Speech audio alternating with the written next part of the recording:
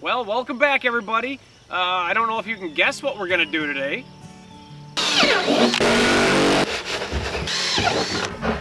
Summer is officially here. The pasture's popping, the pigs are happy, but what comes along with that is the heat. And I need a couple more barrels made. I thought now would be the perfect time to bring you guys along and show you exactly how we make our barrels and how we make our barrels work the best possibly they can for us. After that, I think while we're at the watering thing, I will show you guys and explain to you guys how we do our watering here at Duck Creek Pastures, because we do not have water out on the pasture. So behind us is our farm truck. You can see our water tank there. I'll go through and I'll explain everything to you guys, how we built it and how we use it. First off, what we're gonna do is we're gonna go through the tools we're gonna need to make our barrel. I got them right here. All right, we're gonna need a drill. We're gonna need a sawzall. We're gonna need a drill bit and a step bit. I like to use a step bit because then I can make it whatever size I want it to be. 2 wrenches. We got a file, and we got our nipples and nipple components. We also need our dish soap and our thread tape. With all this, we're gonna make our barrel. It may sound like a lot, but I'm gonna show you guys a couple different ways of doing this. One is the right way, and the other one is, as my friends would say, the Mitch way. The Mitch way. The Mitch way means you're gonna work a little harder, but it's probably gonna save you a couple bucks. So I will show you both ways to get that done. So step 1 of this process is finding the right barrel. There are many different barrels out there, many different types of plastics. And that comes into play with food grade or non-food grade barrels. Food grade barrels, for me at least, are pretty hard to find. And if you do, they're gonna cost you, give or take, somewhere around $100. And I don't wanna spend that. So, what I look for is a barrel with a placard on it. I'll explain the placard in a second. But the other thing I look for is white barrel. All right, we're in the middle of a pasture, sun's beating down all day long. White is gonna help reflect the heat the best. All right, you start getting those darker colors, blue, black, I mean, that's gonna just absorb the heat from the sun and make your water extra hot. So here's your placard. All right, if this was a food grade barrel, it would have a triangle of green arrows with 1 number in it. That would tell you that this barrel is a food grade barrel. Ours is not. Now each one of these squares represent different things. On the left hand side here, the blue one, that is the health hazards of what is in this barrel. The numbers are 0 through 4. So of course we want to find one that has a 0. The higher the number, the more dangerous it is. Okay, the top one, the red one, it's a little faded, but it is red, and that is the fire hazard. All right, that's going to tell you how flammable the stuff inside this barrel can be or is. Then we got the yellow one on the right hand side here. That is the reactivity. You know, is there going to be a chemical change if, you know, mixed with something, or, you know, is it going to explode or something like that? That is your reactivity. The bottom one here is the white one. That is for special hazard. That's where it would tell you if it was acidic or alkaline or corrosive or do not mix with water, something like that. So what we're looking for is one with all zeros on it. So now we went through our tool list, we went through the placard. This is the barrel we want to use. Let's get started. What I like to do is I like to cut out a square on the top. All right, I do that for multiple reasons. I don't just take the top and just cut the whole thing off. All right, if you leave the top on or the rim on, it's going to be a lot more sturdy. All right, if you take that off, you start splashing water around, say you're carrying it across the field or whatever, this barrel can start to squish, and it will stay in that squish position after so long. So we don't want that. The other thing is when we are moving our pigs to a different part of the pasture, I usually like to keep these things right on the pallet, and I like to just pull the pallet. Well, if this whole thing was cut off, you know, the bouncing, the pulling, the jerking, half of that water is going to spill out by the time you get it somewhere. If you only cut out a square, you know, that water is just going to splash and fall back in. Those are the 2 reasons why I like to keep the rim on these things and just cut out a square big enough so I can get in there. All right, so I'm gonna take my drill and my drill bit. And what I'm gonna do is, you can see that this dips down right here and right here along this right along this edge here. I wanna cut it right about that on that edge and just kind of make a square. So I'm gonna start out with my 4 holes. Now you can use a regular handsaw, you can use, I don't know, whatever you can find that can saw something. This is gonna be your best option. We're just gonna go right in that hole there.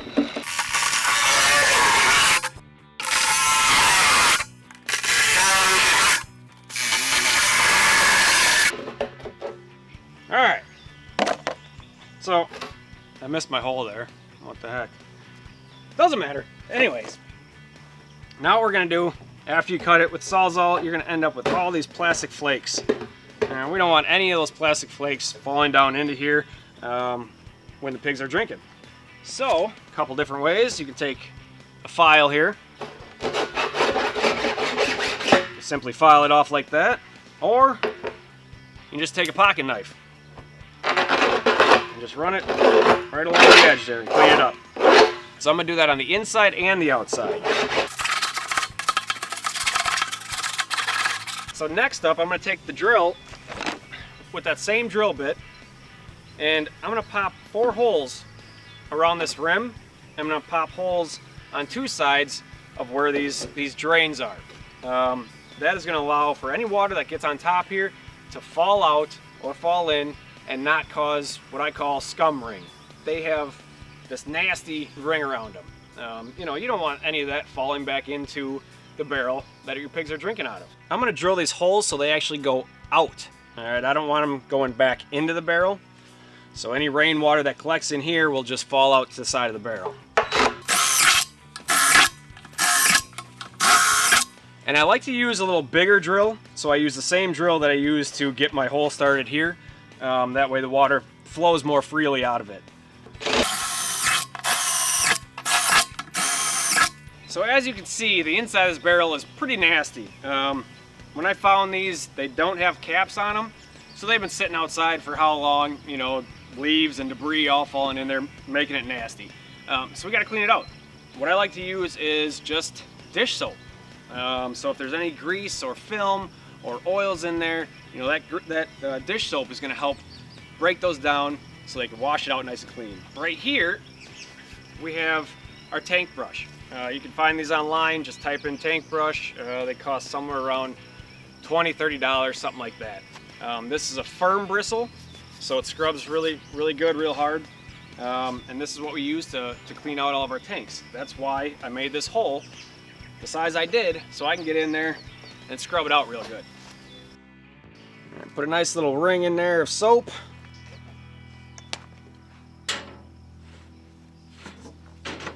And start scrubbing her out. Now what I like about these brushes is they got an angle to them, so I can get up into the top edge here and clean that out also.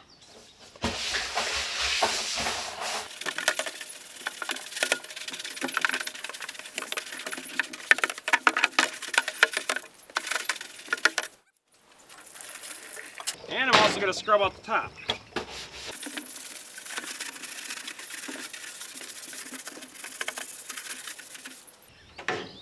Now we're going to give this thing a good rinse.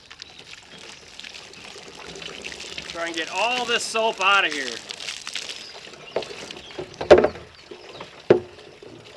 I don't know if your parents were like mine, but I know that soap in the mouth doesn't taste good. So I'm thinking the pigs think the same way. All right, let's dump this baby out.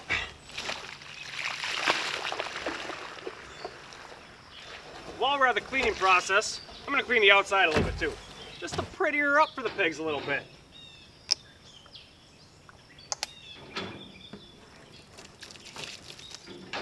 Oh, they do care. They do.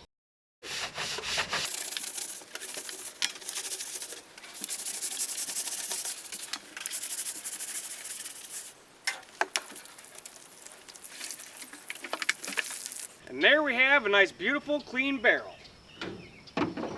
Next up, let's start putting some nipples in. So you know how I said there's a right way and there's a Mitch way? Well, this right here is the right way. All right, this is a Gravity Flow Model 75 from Trojan. This is the connector kit. Real simple, real easy. I like this a lot. You simply unscrew that, put some thread tape on there, screw that in, drill a hole, and screw it into the barrel. Okay, that's one way of doing it. The other way, the Mitch way here, I got a 3/4 inch fender washer. All right, that fits right over there like that.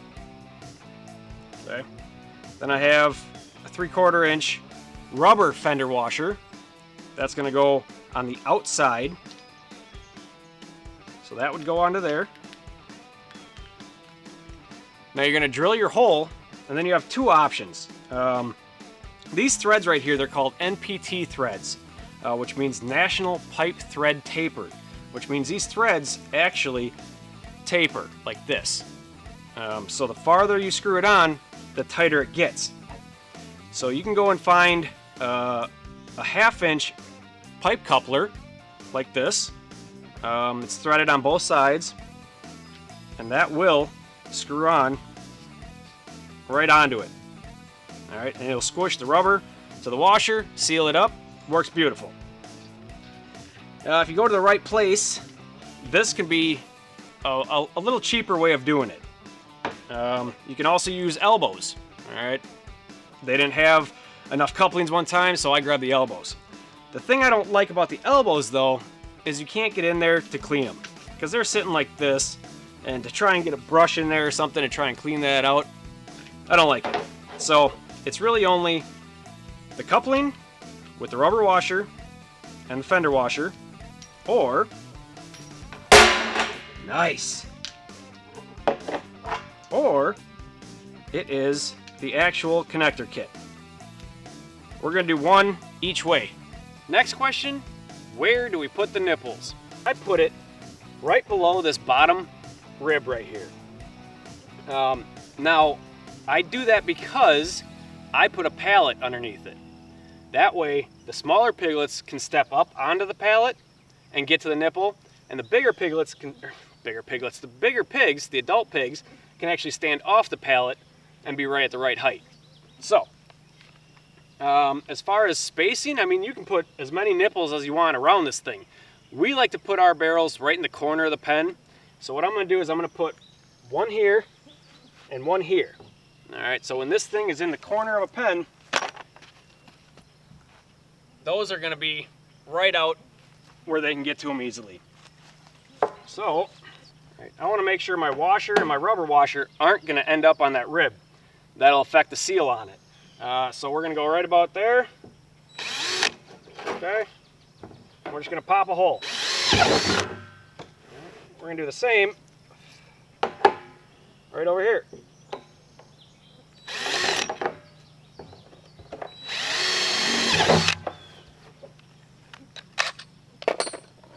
Okay, the next up is the step bit. All right, I like to use a step bit. You get to determine what size hole you want. Otherwise, the directions for these nipples call for a 7/8 hole. So I will show you. All right, what we want to do is grab the nipple out, and we're just going to start making our hole bigger and bigger.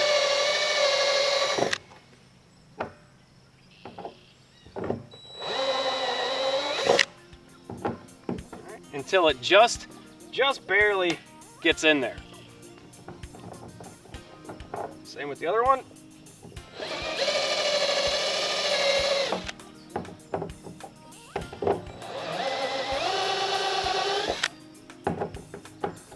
Okay, perfect.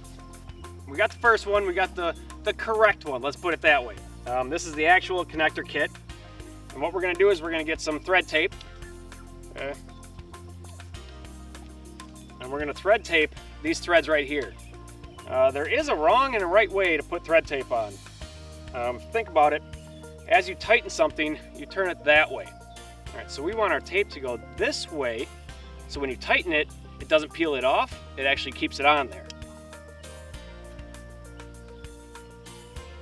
So, just do this.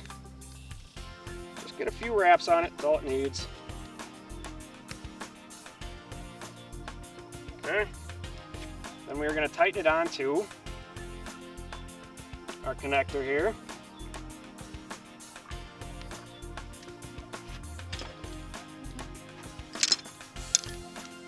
Oh man, mosquitoes are coming out bad. Alright. So let's tighten this up, but we're not going to tighten it too much. We're just going to snug it a little bit. Now, I'm going to screw that baby right in there. So this little guy here, it actually has ridges, which are going to help keep it in place as you turn it and tighten it. Alright, so you don't need to hold both ends of it. Now, all we do is snug this up.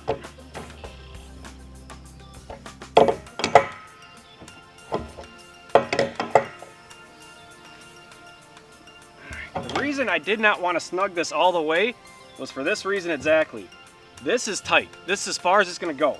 So now you're able to take that and spin it straight. So these also have kind of a lip right here.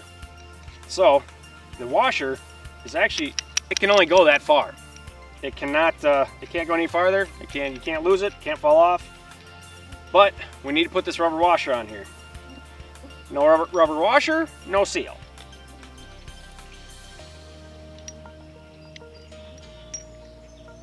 Alright, then what I'm going to do, I'm going to push that in as far as I can. Maybe give it a few turns there. And I have found out that with the washer and the rubber washer, you end up with just enough threads to get the coupling started. So you reach in, just get her started like that.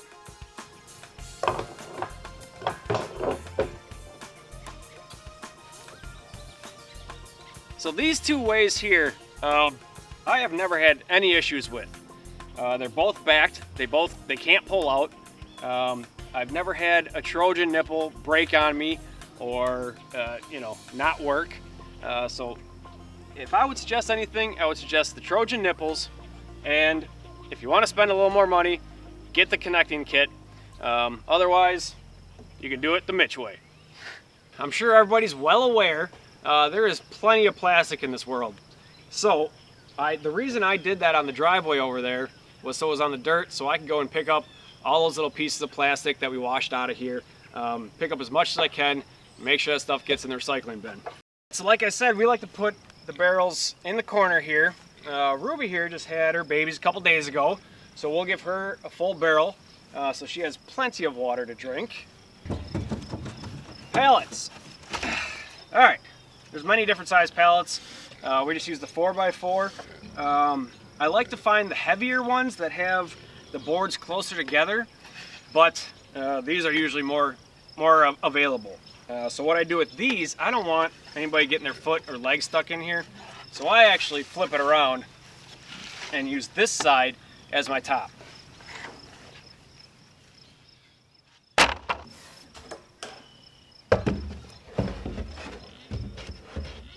Doing it this way, so even the weaners and smaller pigs can stand up here and be able to drink just fine. Along with the adult pigs, they'll stand off and still be able to reach this just fine. I know it may look a little low, but it really isn't. This height seems to work just fine for us. All right, look at her. She already wants some. She approves. But as we're filling this thing up, I will go through the farm truck with you. I'll go through our watering system, and maybe that can help some of you out there. First off, we'll start with the truck. I had a piece of crap car that I drove back and forth to work. We needed a truck, so I found somebody with a piece of crap truck. I'm sorry, baby. I know. I didn't mean it. I'm just trying to be cool in front of my friends. No, I love you. I love you. Yes. No, it's not your rust. It's not your rust. Your rust is beautiful. That's who makes you, you. Oh, I love you. Just keep running for me. Sometimes you gotta talk nice to the old girls, you know. mean, happy wife truck, happy life truck, maybe? Something like that. No, but she's been really good to us. We have put her through hell. You can see we have our tote back here, and figure about 9 pounds per gallon. So we're talking 350 times 9 is something I can't do right now, but it's a lot of weight. And what we did was I cut a square in it big enough for myself to get inside and actually scrub it down good. Then what we did was I went online and I found these adapters for it. This is an adapter for a garden hose. The problem with this is mostly I could only find plastic, and taking the hose on and off a few times, those threads wear out. You got to replace it. So we did that, and we had just a hose on it. Well, a garden hose, the regular size, is either 1/2 inch or 5/8 inch diameter. You know, only so much water can fit through that at a time.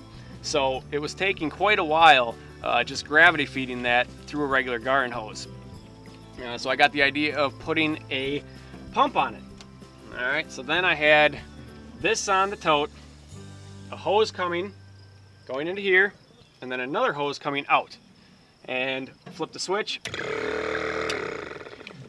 and that would pump the water through. Now this is a 7 gallon per minute pump. After I hooked it all up, I had the 5/8 diameter hose on it.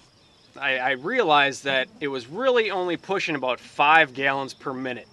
And if you're filling up a bunch of 55 gallon drums, well, do the math, it takes quite a while. So we went on to another thing. I went to the store, started looking around, seeing what I could do. What I ended up finding was this PVC suction hose. It's very sturdy. All right, it's meant for suction, so it can't collapse, right? And this thing is held up to quite a bit. It held up through all last summer, through the winter. We had multiple freezes where it froze up solid, and now we're going into our second summer. This thing still is holding up, had no issues with it. So then what I did was I found a 1-inch ball valve. All right, simply enough, put it on the end. You leave this valve open. You don't have to worry about opening and shutting this one. You have it right at the end here. Open her up, and water starts coming out. Pretty simple. These things come in 10-foot sections. I actually found them at Tractor Supply. I think they were like 30 bucks a piece, something like that. I got 2 of them. All of our barrels are real close to the fences, so 2 of them, 20 feet, does just fine for us. Now, how to connect it to the tote. There I ran into a little problem. I could not find any adapters that fit from there to the 1-inch pipe, or 1-inch hose there. So what I ended up doing was I got a 1-inch nipple, 1-inch pipe nipple. I took one of these, I cut that off, and I drilled a hole so that this nipple would actually screw into it. Just screwing it in, that's not going to do much. What I actually did, I went to an automotive store and I found JB Weld plastic bonder. This is a 2-part adhesive. You squirt it into a dish, you mix it up, and it bonds, it hardens, and that has lasted a lot longer than I thought it would also. I put that on last summer, it went through the winter, went through, I don't know how countless times of this hose being cranked on, cranked off, and it is not broke, it's not leaking, nothing. So JB Weld plastic bonder, that works amazing. And I bonded the inside as well as the outside around the pipe here. That is how we go around and water our animals. So the water's full, the mosquitoes are absolutely annihilating me right now, so I'm gonna get out of here. I just want to thank you guys for watching. I hope this helps some of you, and I'll see you next time.